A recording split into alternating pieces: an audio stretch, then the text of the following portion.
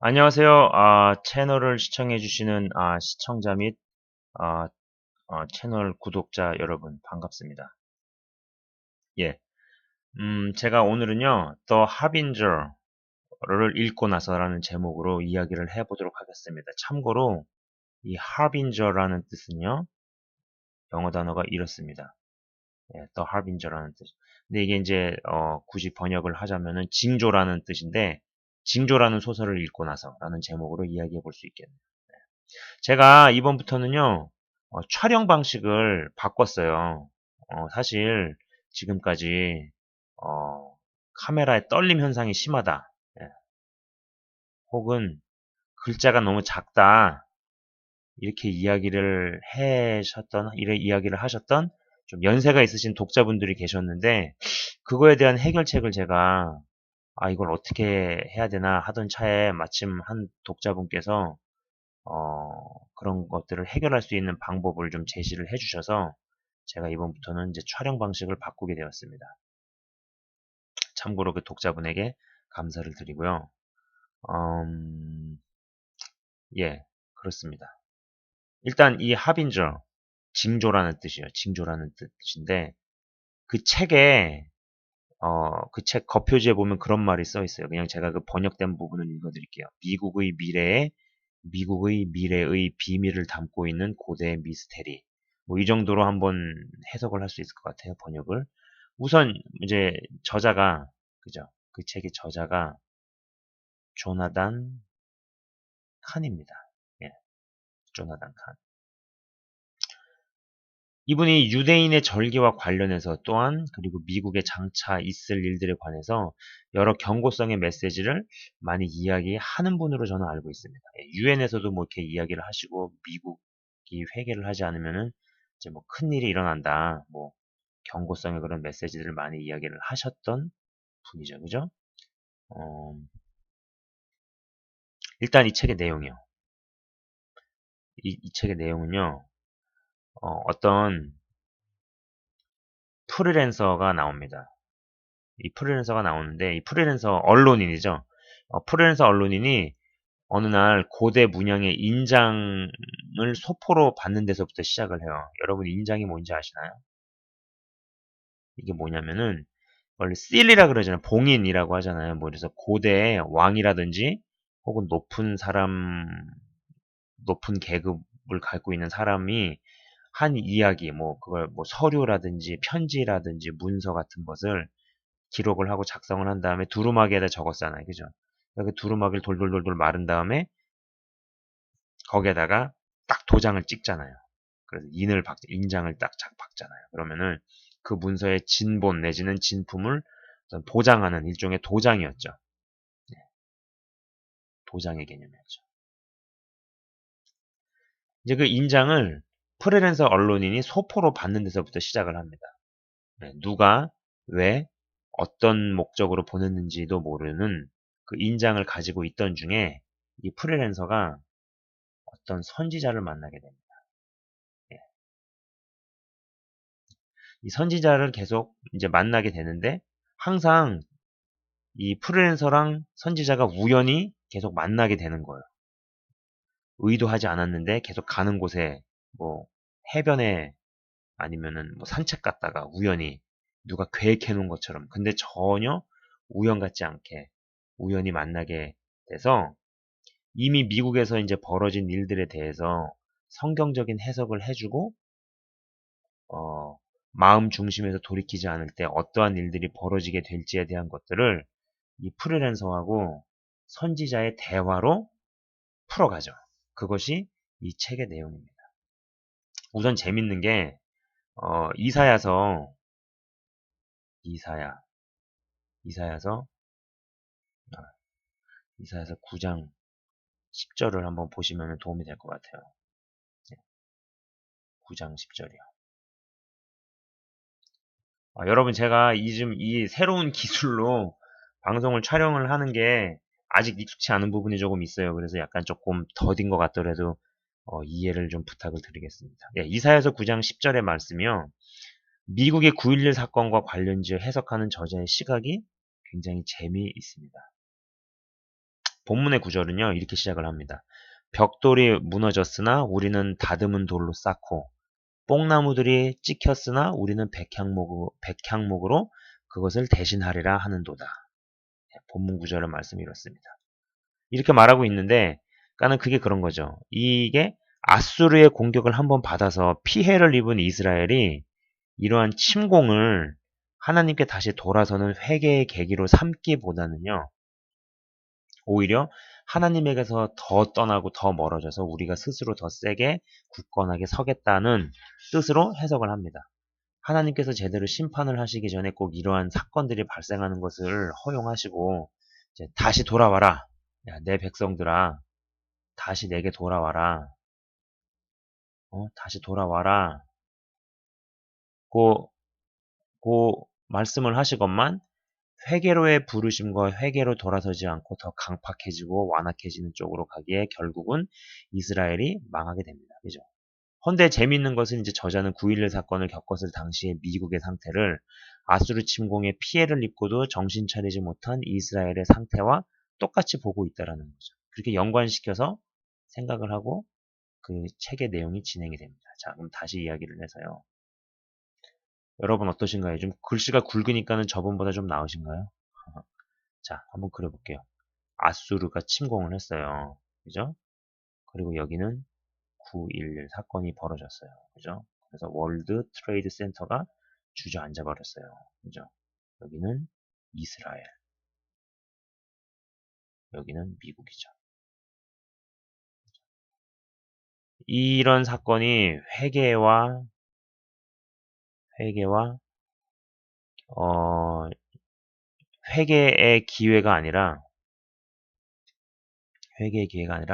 오히려 저항, 하나님께 대한 저항, 그리고 하나님께 대한 반항으로 이어져 버렸죠.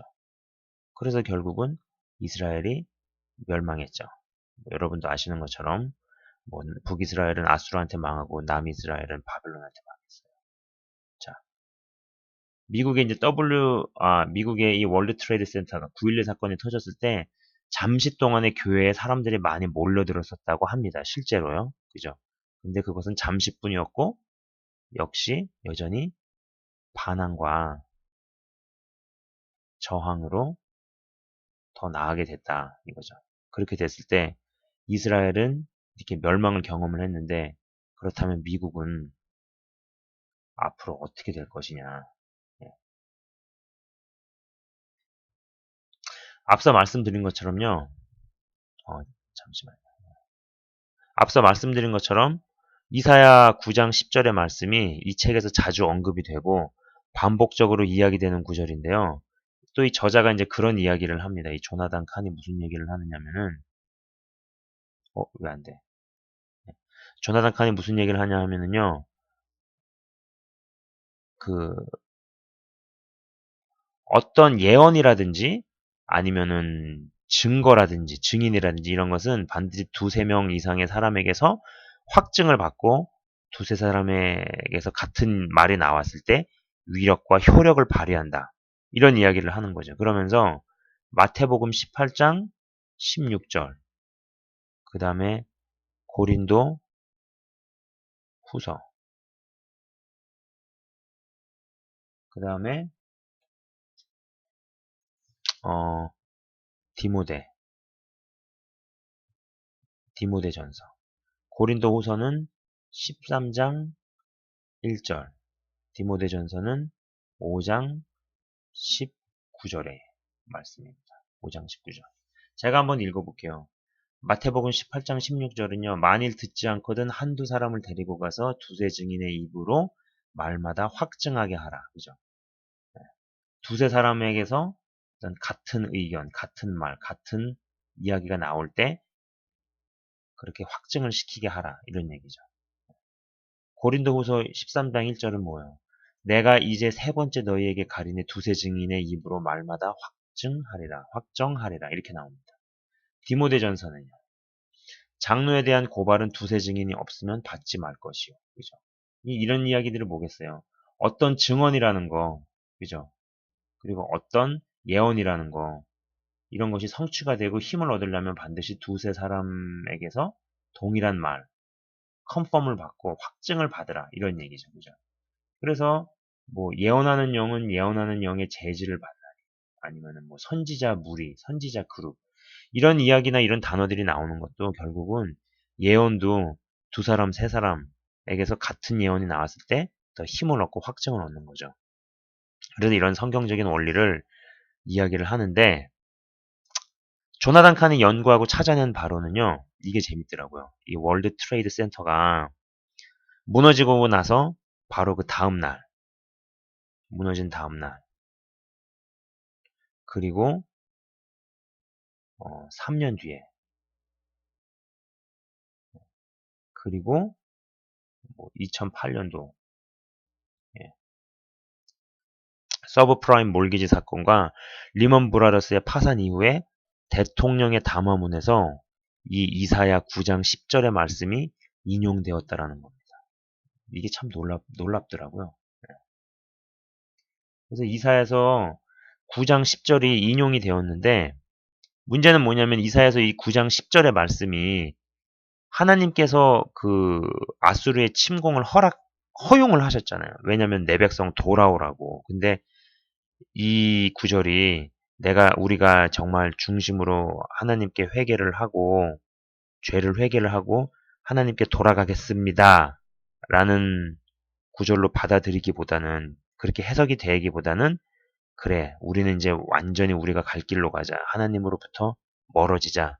뭐 이런 식으로 해석이 되잖아요. 그죠? 근데 그 구절을 갖다가 그러한 내용을 다음 날에 그다음에 3년 뒤에 2008년도에 대통령 담화문에서 이야기를 했다라는 거죠. 그러므로 말미암아서 위에 이 말씀들이 성취가 되었다라는 이야기를 합니다. 이것이 그 조나단 칸의 어떤 시각이에요. 어,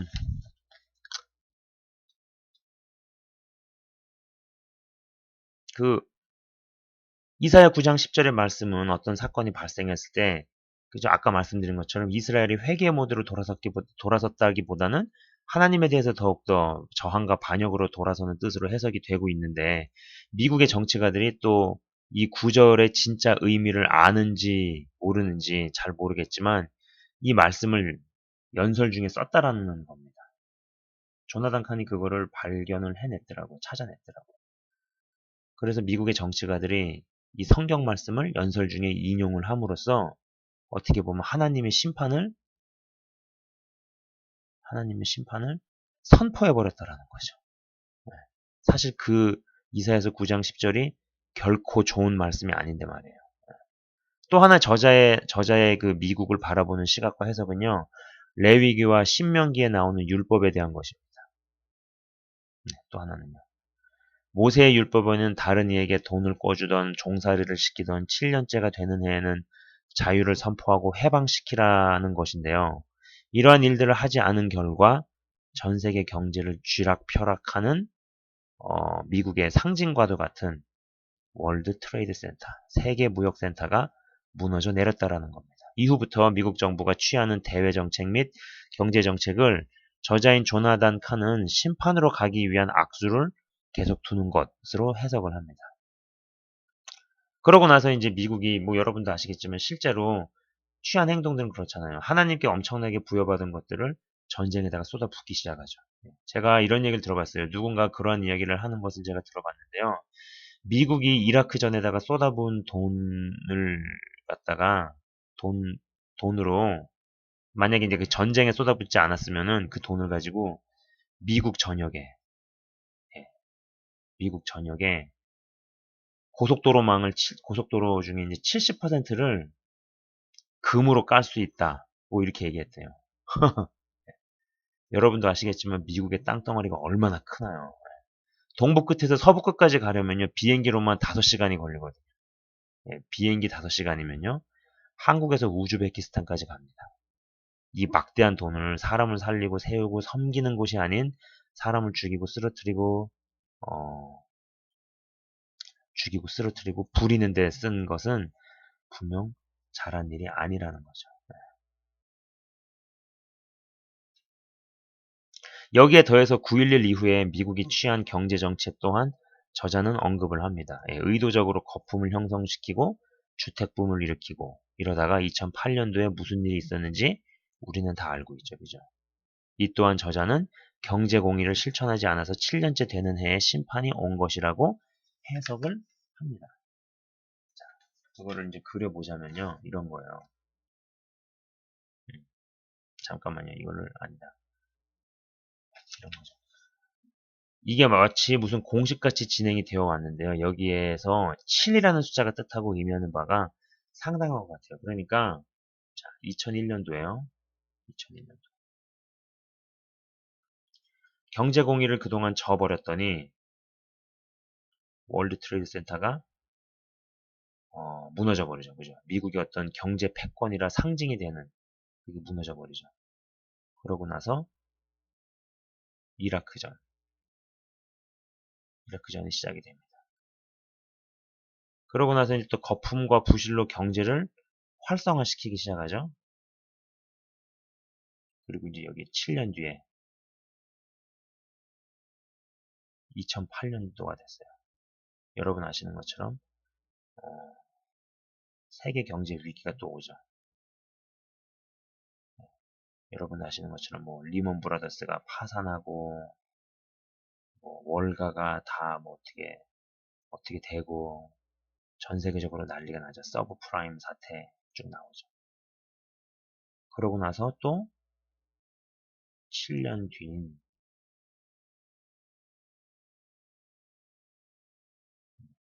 2015년도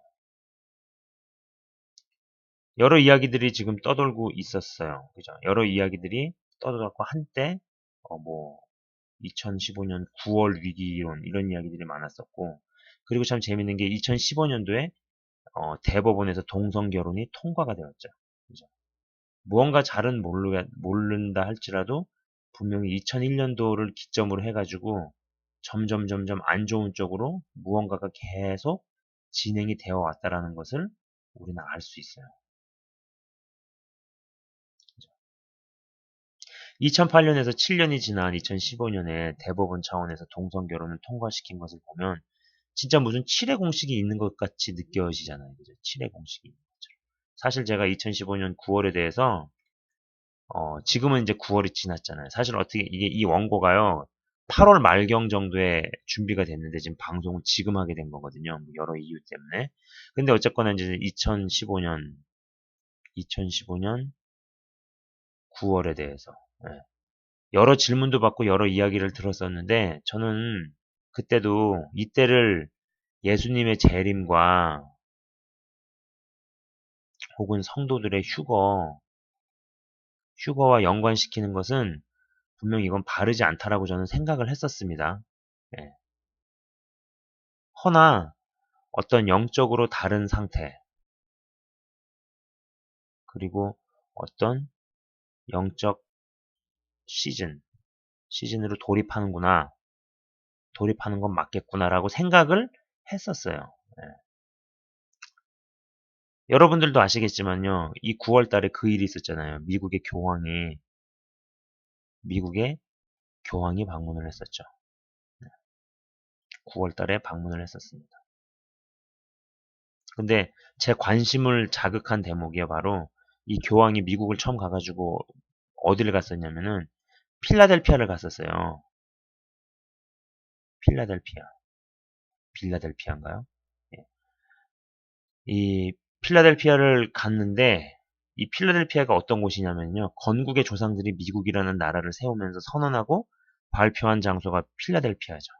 교황이 이곳을 먼저 방문한다라는 것이 무언가 시사하는 바가 크겠구나라는 생각을 제가 해본 적이 있었습니다. 그리고 이제 제가 공항에서 이제 그때 당시에, 그러니까 이 원고를 한 8월 정도 말경에 예, 막 준비하고 있을 당시에 9월달 초구나. 예, 공항에서 비행기를 기다리다가 뉴스를 보니까 뭐 이제 그 뭐 데이비스 킴이라는 분이 이분이 이제 공무원인가 봐요. 공무원인데 동성 결혼한 커플에게 라이센스 발급을 거절해서 감옥에 들어갔다가 뭐 미국의 크리스찬들이 이제 그 건물 앞에서 모여 시위를 막 하는 어, 시위를 막 하는 것을 보면서 아 미국은 이제 분명히 이제 2001년 전으로 돌아갈 수가 없고 점점 더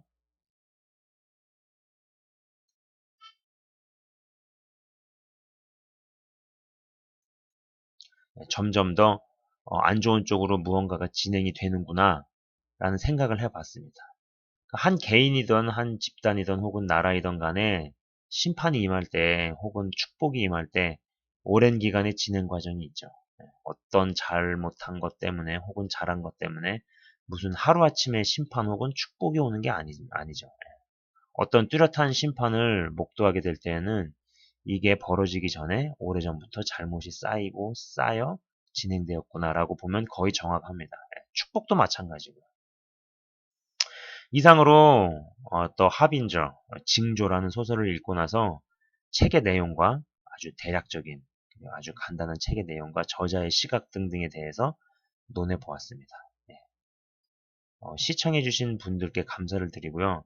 특히 제가 방식을 바꿨기 때문에 아직 좀 익숙하지 않은 부분들에 대해서는 좀 이해를 해주시기 바라고요. 그리고 아울러서 이렇게 새로운 시도를 할 수 있도록 도움을 주신 그 독자분에게 감사를 드리고요. 형제님 방언 기도 많이 하셨으면 좋겠어요. 예, 시청해주셔서 감사합니다.